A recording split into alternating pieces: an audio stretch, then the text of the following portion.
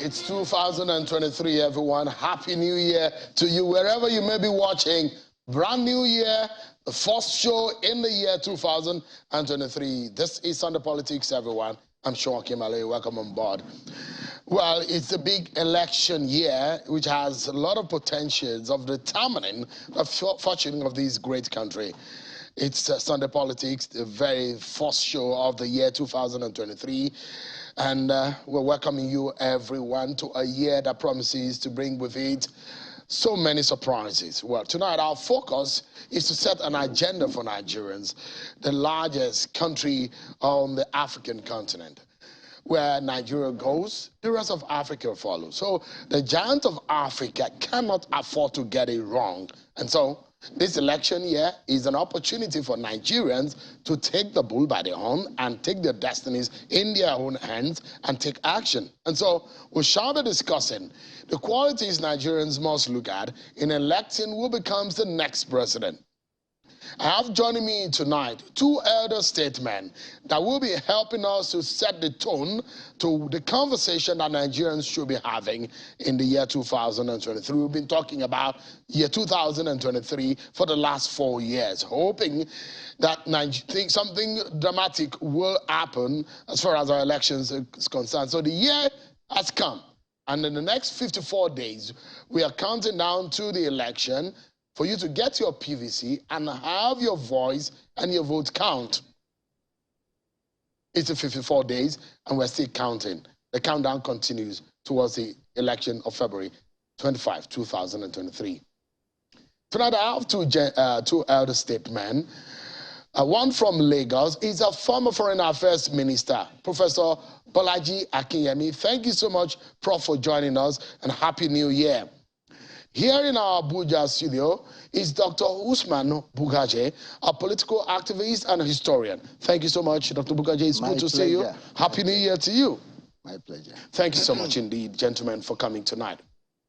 Nigerians are treated to a familiar act of a former president, Oluseguns, who is very known for writing letters. Now, in his letter writing, one that came out today, the very first day of the year, this time he was very specific in his approach. In his letter, he endorsed the presidential candidate of the Labour Party, Peter Obi, as a preferred contestant for the 2023 general elections. The former president described Peter Obi as his mentee and said the former Anambra State governor has an edge in the February 25, 2023 election.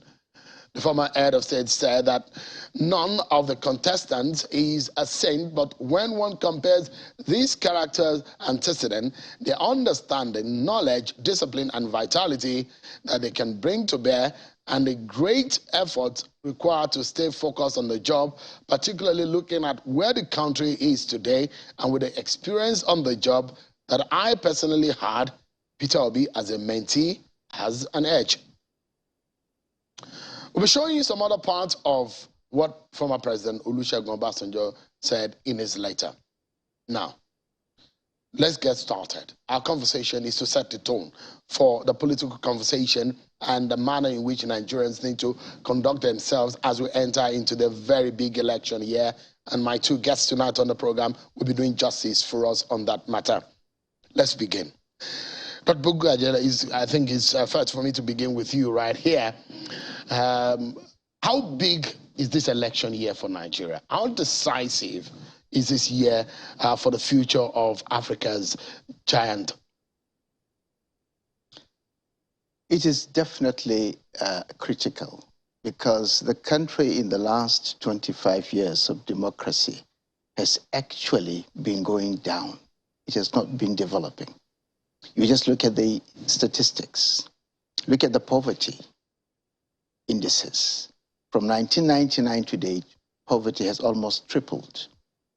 You look at the GDP, you look at the security situation that has worsened in the last 10, 12 years. You look at the infrastructure decay. You look at the decay in institutions, the rising level of corruption. So we have reached a point where if we do not get it right this time, I'm not too sure if this country can survive the next 4 years. So this in is one piece. This is like a last chance. So this is extremely important that we make the right choice. Now, already, and I've made this point severally, already the political parties that we have today, and I'm not making any exception, have not prioritized competence. They have not prioritized the kind of things that this country really requires. But even then, within what we have at the moment, we have got to be very careful to avoid electing people on the basis of their faith, on the basis of which part of the country they come from, but on the basis of the competence that they have, the experience that they have, their ability to navigate this very difficult situation, and the ability to get this country out of where it is at the moment. And I've made this point again, and I think it's worth reiterating. What this country really requires to survive and thrive in the 21st century is not the run-of-the-mill politicians that we have. We need statesmen. And the difference between a statesman and a politician, quickly put, is that a politician only looks forward to the next election. And all he does is to see how can he win the next election. And his vision is too short. While the statesman is looking at the next generation. Sheun, we already have a population which is, you started it, you mentioned it when you were opening this session, more than, the largest in Africa, but we're already more than 200 million. By United Nations projection, in 2030, which is barely 7 years from now, we're going to be about 300 million. In 2050, we're expected to be well over 400 million, and that will make us the third largest country in population after India and China. Now, the proper thing for politicians today is to now start thinking, how do you provide food for this rising population? How do you provide education? How do you provide health care? How do you provide jobs? How do you make use of that population to get that competitive or comparative advantage and be able to grow the bigger economy? Europe's population is coming down.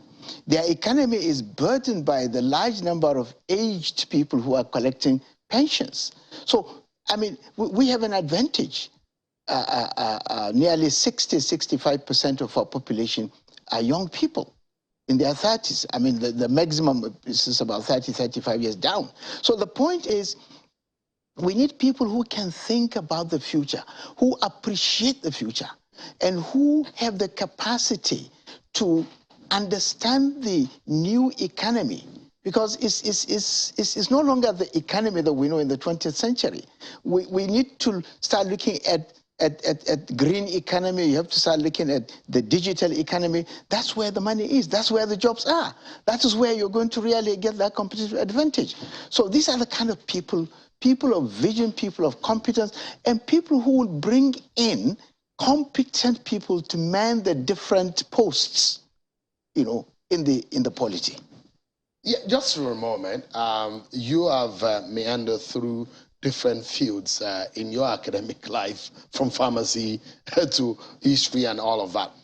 So we might be able to glean from your experience in fashioning a kind of path for Nigerians to look toward in the next few years and determining who the next leader is. Let me bring in Professor Olaji Akinyemi into the conversation. And I'd like to get my guest's view on the new dynamics that former President Olusegun Obasanjo has brought into the politics. First day of the year, 54 days to election, he's endorsing someone. It means a lot. But let me begin. It's good to see you, Prof. And Happy New Year to you, sir. Happy New Year to you, let's begin. Dr. Bukuje has given us some of those qualities that we need to be looking at. Some of perhaps the essence, the reason why Nigerians need to make a good decision at the polls next year. Now, if you are to dissect like a medical doctor would do or a surgeon would do, what do you think the major problem of this country is? It looks to me that there are diverse opinions on what exactly the problem is, because if you are employing someone to fix Nigeria, the person needs to understand what the problem is. And what we are trying to do in 2023 election is to elect someone that can fix Nigeria's problems. So, Prof, from your own vantage point, give us an understanding. What do you think is perhaps Nigeria's top 3 or the biggest problem this country is facing right now? Thank you very much, Sheung. Compliments of the season to you, to Dr. Bugaji, and to our listeners. I must start off by thanking Dr. Bugaji for the clarity of his views. I cannot possibly disagree with any of the points that he has made.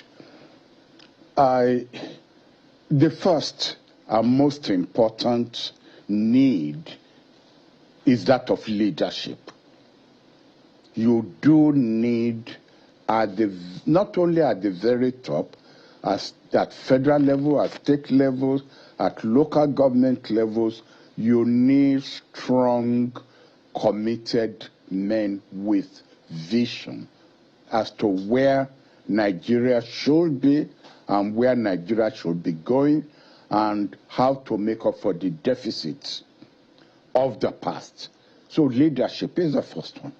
The second is, believe me, if you bring to Nigeria somebody with all these characteristics, if you don't change the system will defeat that leader.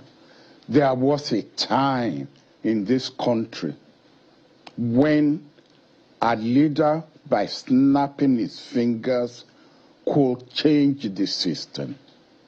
When Murtala came on, Murtala Mohammed, that was such a time. He could tamper with the civil service, he could issue directives, and they were carried out. And I almost must say that even when General Yakubu Gowon was head of state, the system reacted to his leadership.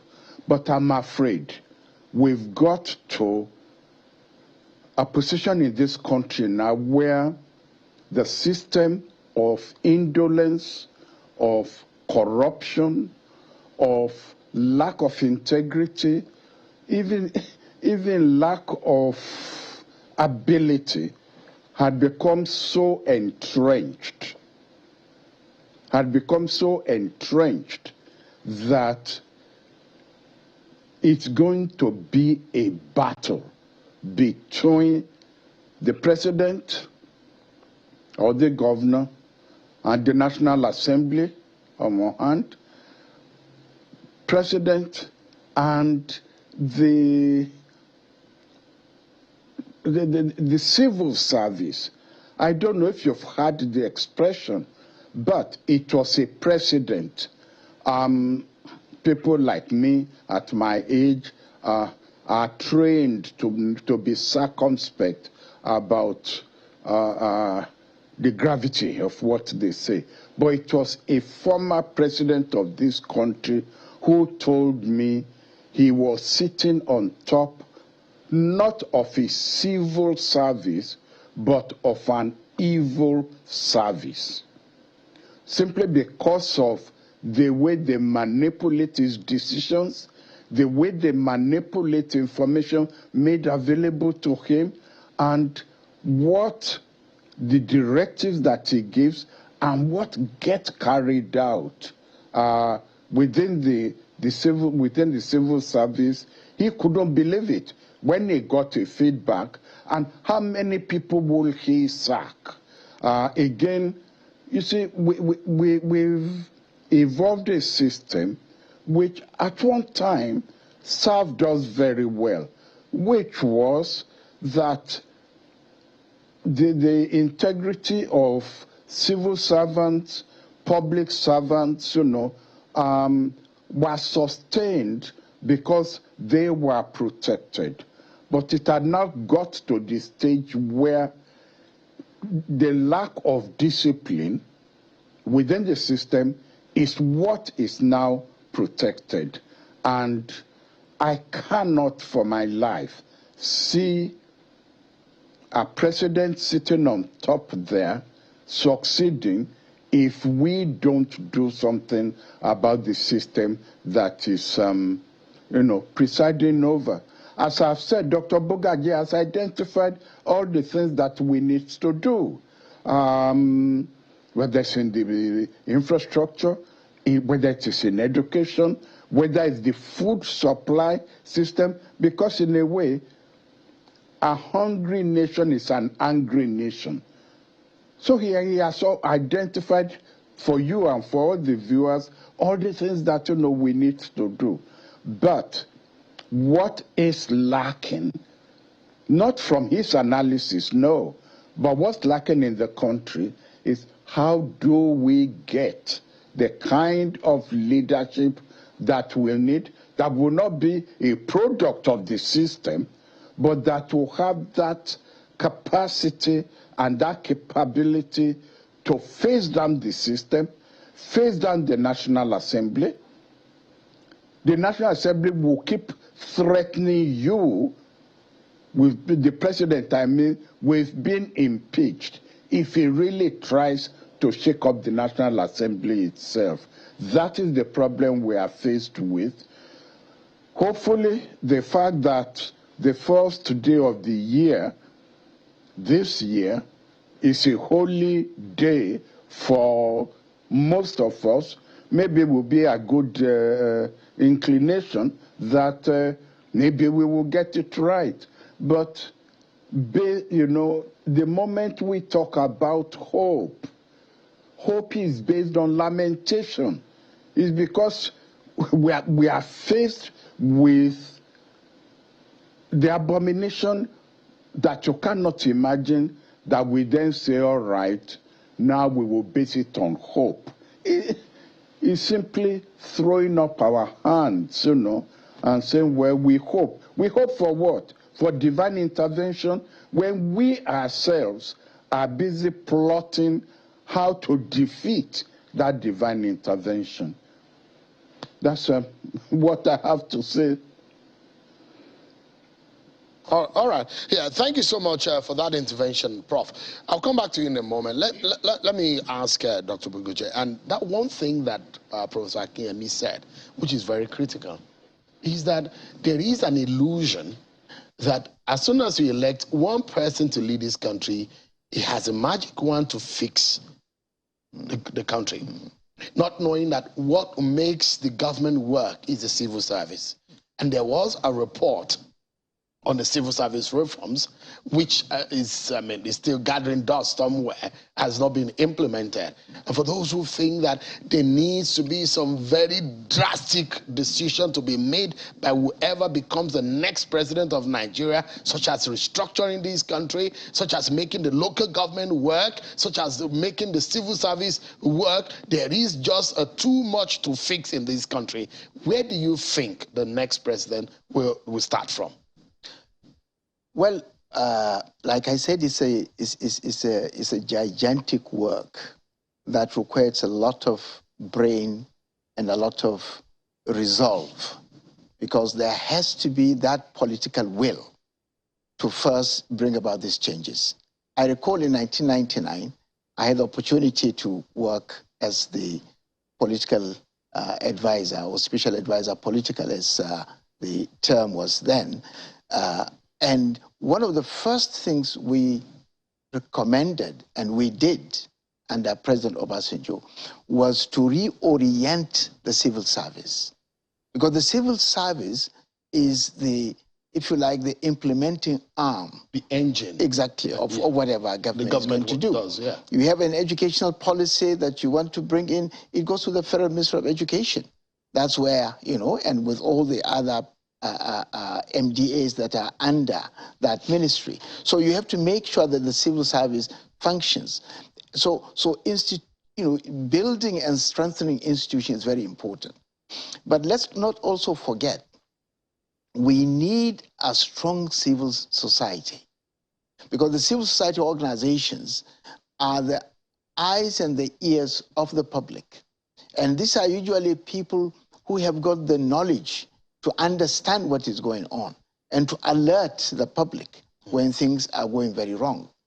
I mean, apologies to cut into your thought, because this particular point you mentioned, I think is also very important. We cannot be stumbling in the dark any longer. We need a light in our path to be able to chart a way for our country. Professor Akemi mentioned a president who said that he's not working with the civil service, working with an evil service. And for those who have been in government, and I've heard the lamentation of those political office holders who tell me that the major problem of this country is the civil service. And the largest of the corruption in this country you will find sometimes in the civil service. Now, if the engine room of government is the civil service, and there are allegations of endemic corruption in the civil service, then we have a problem. So, first and foremost, that report, do you think that it should be taken as a matter of urgency to implement in the very first 100 days of assuming office, for example? Is that a good place to start? First, I agree that civil service is in shambles and it needs to be reinvigorated to be able to fit in the kind of work that we're going to do. But I don't want us also to lose sight of the fact that the civil service will not do what it's doing without the cooperation with the politicians. So it takes two to tango, and we must not just leave one and concentrate on the other. But certainly, the political leadership has to make it very clear the kind of civil service they are ready to work with. And they have to have that political will to take certain decisions, painful as they might be. And I think it's doable. But what is important is for the next incoming president and his administration to get their priorities right. Because without prioritizing, when we have just too many things to do, you will have a problem. You may dissipate energy, equally on things that should be prioritized. And then you end up sometimes burning candles at two ends. Why is the Onosai report so difficult to implement? Now, that is something for them to explain. I have not been in government for the last God how many years. So I really don't know where the problem is. But whatever it is, I think it's clear that there is no political will to do so. Now, what are the interests, what are their explanations, I don't know. But certainly we need to have major reforms in the civil service. It can be done, but it requires the resolve of the political leadership. Yeah. But it can be done. Same thing as the issue of restructuring that politicians have been paying lip service over. Yeah. And we'll restructure this country. Now, in fact, they've taken different definition of the term restructuring. Now you see, that's another problem, isn't it? Restructuring is something very simple and easy. People are making it more complicated because there is an emotive, if you like, an air of emotion around it. I think it's a very rational, and it can be very scientific way of doing that. The fact of the matter is that the current arrangement was meant for maybe 30, 40 years ago. I mean, if you look at our constitutional development, we have had maybe 11 to 12 different constitutions right from this country starting during the colonial period. Why were we changing? Because every time you find certain things are not working, you make the necessary adjustments to do so.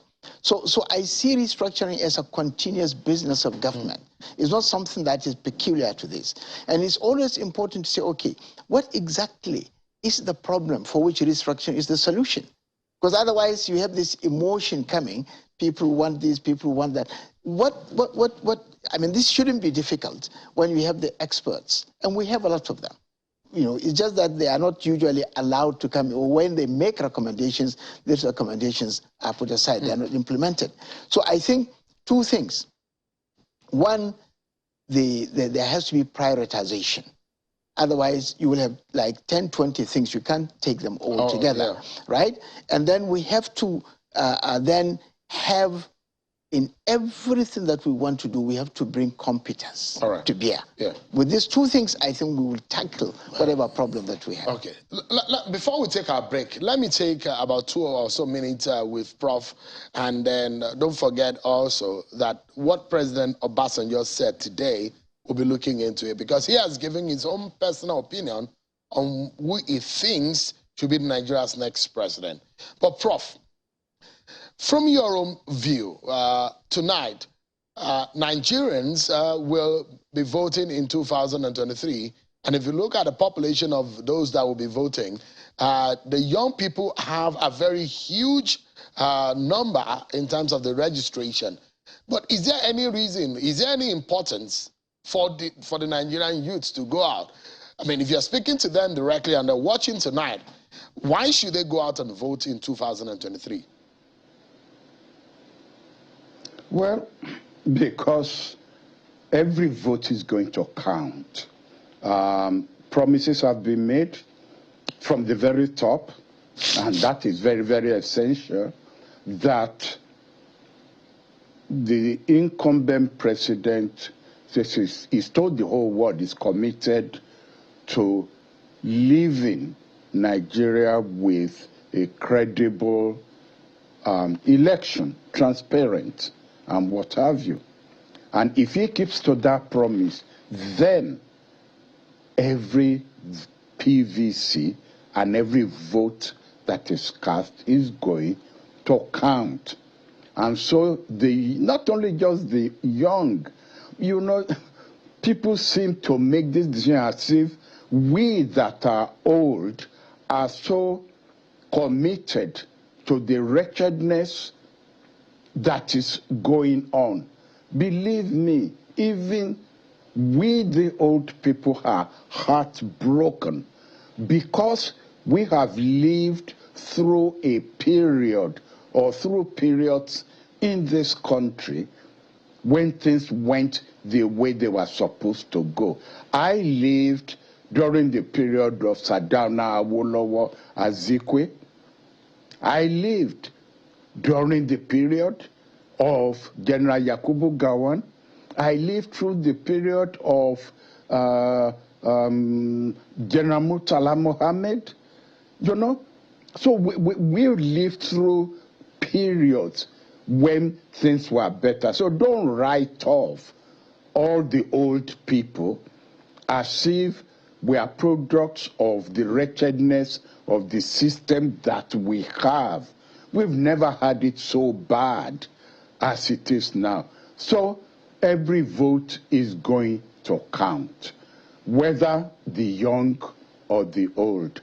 And that's why they must go out and exercise their right to vote and protect that right.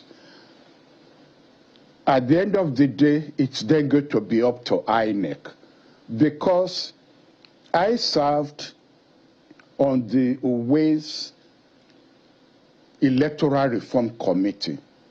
And for the first time in my life, I had a president tell the truth to himself. Alhaji Yaradua said to us on that committee, I know I didn't win this election.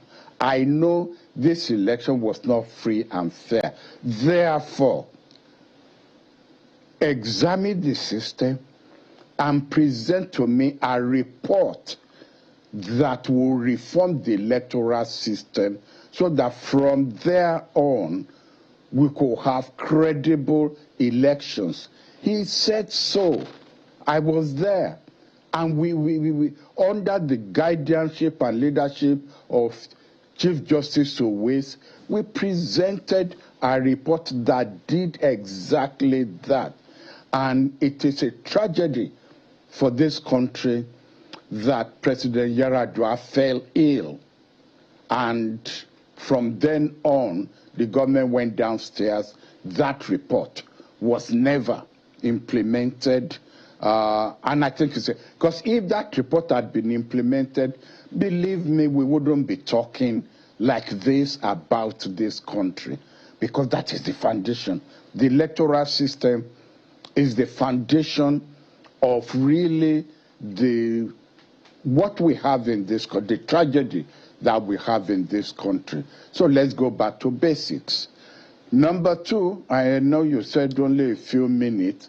Please don't let us, with all due respect to all those involved, don't let us spend this program on General Obasanjo's letter or ideas and what have you, because some of us believe he also is part of the foundation of the problems that we have in this country. And one of the things that I have said is, once you have occupied that post of president and you have served your term, please go home and be like General Gawan, be like General Abdul Salam. Just be quiet. You've had your term, you've had your innings, if I can use cricket language, and let others get on. But for you to create problems for us, and then you come back and you present yourself as problem solver, I find it difficult to swallow. I know there are people who say, ignore the messenger and just focus on the message. I'm sorry, I'm a political scientist. That doesn't rub with me. In fact, I'm sure whoever came up with that must be a politician who does not want people to look back into his own record. Just for a moment, because for some of the issues that former President Obasanjo raised in his letter, and one area that he said in his letter, he said, I've interacted with the major contestants, and I find it interesting that in one form or the other, each of them claims to want to do what I did during my presidency and to take Nigeria back to where it was at the height of my presidency and immediately after. He went further to say that Nigeria is in, that even then Nigeria was not faced with the level of pervasive and mind-numbing insecurity, rudderless leadership, buoyed with mismanagement of diversity and pervasive corruption, bad economic policies resulting in extremes of poverty and massive unemployment and galloping inflation. Now, he went straight to endorse Peter Obi, and he said, not all of them are saints. What do you make of the opinion of President Obasanjo? Well, first, President Obasanjo is entitled to his opinion, and all of us are entitled to our opinion. I mean, he's a free citizen. He can make his choices, and he can make his choices public, and he can try to persuade those he wants to persuade. I would have been interested about his criteria, how he arrived at this, an objective criteria. But again, like Professor Kinyemi said, you don't just look at what he's saying, you look at his own record himself. And I'm afraid his record doesn't quite encourage me to take whatever he says, objectively. I was in the National Assembly when he tried to extend his tenure by changing the Constitution. We had to stand up to him in that respect. And I don't find him really the kind of person who I can trust in some of the things that he says. But he's free to say what he wants to say. And I really think what we should be doing, Sean, is to see what are the issues that should guide voters. Because this is a very serious time for this country. We are almost, on the precipice. We need a leadership that can pull us back from the precipice, and that can actually strengthen the institutions, create more cohesion, so that a leadership that can bring some kind of elite consensus around which direction this country is going to go. Because part of our problem is that every part of the country is pulling in its own direction. We need a leadership that can unite this country, that can basically focus this country on, look, we are here as Nigerians. Where do we want this country to be in the next 10 years? Where do we want it to be in the next 20 years? Knowing that 21st century is a very competitive century, right? So that consensus itself is not there at the moment. So we need a leadership that can spread and bring in as many people as many parts of the country as possible. Yeah. Let me, because you spoke a bit also on Obasanjo, let me allow Prof. One of the things that former President Obasanjo said, he mentioned three things. He said character. He said, I've come to realize a number of factors in character, attributes, and attitude that are necessary in the job of directing the affairs of Nigeria successfully. And at a time like this, these characteristics of attributes are many, but let us be mindful of some key ones together. Now, Prof, is the former president right in those characteristics that he highlighted? Character, attributes, attitude.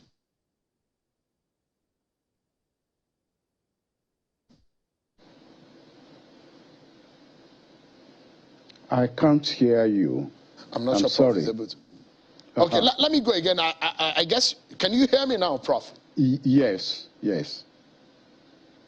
Oh, fantastic. I was trying to highlight some of the things former President Obasanjo said.